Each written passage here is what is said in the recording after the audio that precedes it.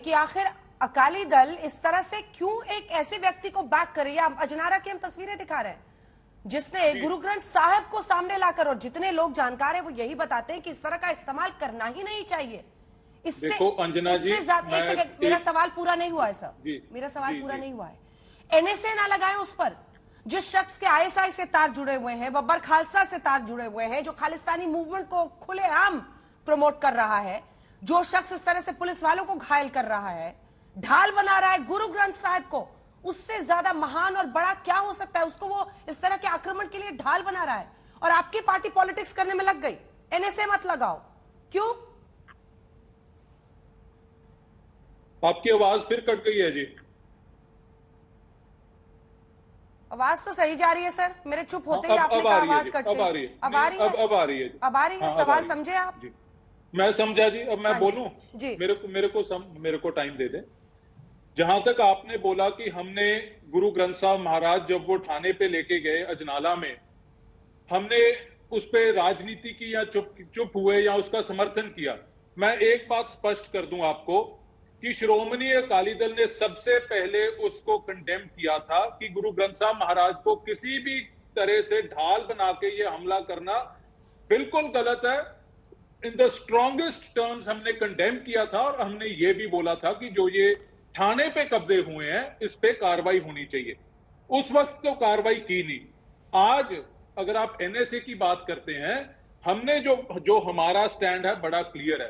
पंजाब में left right and centre Sikh youth नौजवानों को उठाया जा रहा है। 150 से ज्यादा नौजवान उठाया जा चुका है। बहुतों के तो घर वालों को पता नहीं है कि उनके बच्चे हैं कहां पे। एनएसए लगाई जा रही है। क्या ये जो माहौल है डर का, सहम का, टेरर का, ये क्या आप पोर्ट्रे करना चाहते हो? क्या आप सिख कम्युनिटी को एक रंग में रंगना चाहते हो? सब एक्शन लेना था तो उस दिन लेना था ना। तो आज 1 महीने बाद आपने एक्शन लिया, अभी तक भी क्या लिया? इधर उधर सबको पकड़ रहे हो, जिसको पकड़ना था वो तो निकल गया। हमारा स्टैंड बड़ा स्पष्ट है। जो इनोसेंट सिख बच्चे गांव में से, घरों में से उठाए जा रहे हैं, जैसे पहले कांग्रेस किया करती थी टाडा लगा के, आप उन पे ये जो तशद्दुद ढा रहे हैं, श्रोमणी अकाली दल इसका डट के विरोध करेगा। किसी भी आज पंजाब में माहौल क्या है? फ्री स्पीच को कर्ब किया जा रहा है। मेरी बात जी, परमबंस जी, आप मेरे सवाल से भाग रहे हैं। मैंने ये सब पूछा ही नहीं जो आपने कहानियां सुना दी।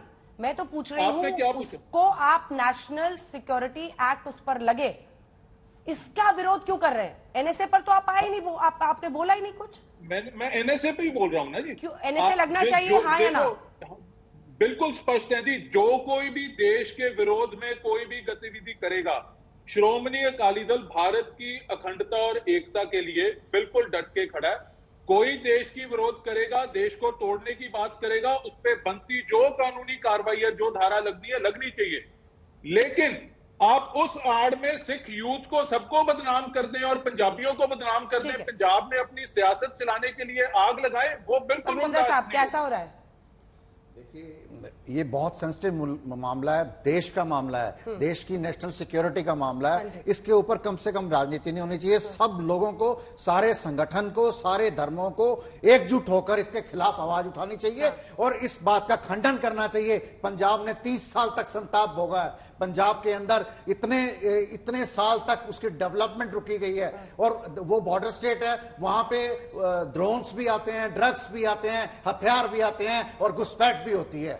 उस प्रदेश के अंदर अगर इस तरह की घटना घटती है, और मैं कहता हूं कि एक व्यक्ति आता है अमृतपाल सिंह, 6 महीने में आता है, वो इतना पॉपुलर हो जाता है, लेकिन उसको किसने प्लांट करा, उसके पीछे कौन सी संस्था है, कौन सा देश है, कौन उसके पीछे है, ये सारी चीजों को सेंट्रल सरकार में रॉ और इंटेलिजेंस एजेंसियां इनको मॉनिटर करती हैं और राज्य सरकार और सेंट्रल सरकार कोऑर्डिनेट करके इनके ऊपर एक्शन लेती है। जिस प्रकार से पंजाब सरकार ने भी एक्शन लिया है, लेकिन उसमें थोड़ी चूक हुई, देरी हुई। अगर उसको पहले ही पकड़ लिया जाता, वो इजीली अवेलेबल था, लेकिन किन्हीं कारणों से उसके ऊपर एक्शन नहीं हो पाया। लेकिन मैं आपको एक बात बता दूं, देश के अंदर 99.9% सिख जो हैं वो कोई भी खालिस्तान की फेवर में नहीं है। कुछ लोग हैं, चाहे कोई कनाडा में बैठा हो, चाहे अमेरिका में बैठा हो, चाहे स्पेन में बैठा हो, चाहे फॉरेन फंडिंग के लिए बात करता हो या किसी और चीज के लिए भी बात करता हो। मैं 4-5 साल से इसके ऊपर डिबेट कर रहा हूं और मैंने हर जगह ये बात उठाई है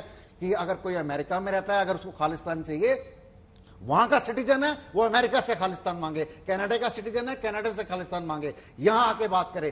पहले वहां के लोग उनको फंडिंग करते थे, उनको सपोर्ट करते थे, लेकिन मेरे बहुत सारे दोस्त हैं फॉरेन कंट्री में, वो कहते हैं आज की डेट में कोई भी सिख जो फॉरेन कंट्री में रहता है, इन लोगों को कोई तवज्जो नहीं देता, ना फंडिंग करता है, ना इनकी सपोर्ट में खड़ा होता है। वो देश के साथ हैं और देशभक्त कौम है। और इसके अंदर जो कुछ ऐसे लोग हैं, आप देखिए दिल्ली के अंदर 8-9 ऐतिहासिक गुरुद्वारे हैं, पटना साहब हमारे पटना साहब में है, हेमकुंड साहब है और हजूर साहब है, पूरे देश के अंदर सिक्खी फैली हुई है। आप खालिस्तान बना के उसको इन गुरुद्वारों को और इन जगहों को लोगों को गुमराह कर रहे हैं। सिखों के लिए एक जो देश के लोग इतना मान सम्मान देते हैं, उनके लिए एक शक की नजर से देखने वाली परिस्थिति पैदा कर रहे हैं।